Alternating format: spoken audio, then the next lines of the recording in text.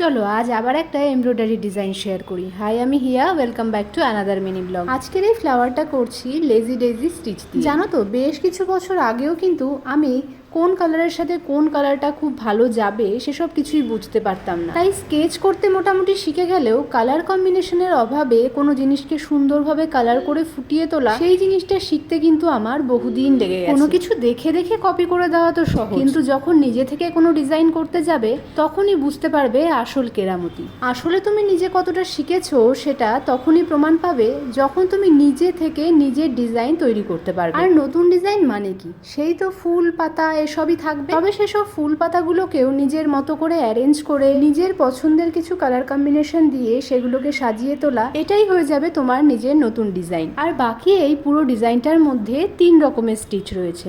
এক lazy daisy দিয়ে ফ্লাওয়ারটা করা, বাকি পাতাগুলো করা রয়েছে শাটিন স্টিচ দিয়ে, আর মাঝে মাঝে কয়েকটা ফুল দেওয়া রয়েছে ফ্রেঞ্চ নট। এমব্রয়ডারির কাজ তো শেষ, তো এবার এটা দিয়ে কি বানিয়েছি চলো সেটাও তোমাদের সাথে শেয়ার করে দিই। কেমন হয়েছে সেটটা জানাতে ভুলো না কিন্তু। See you soon in the next video. Till then, tata.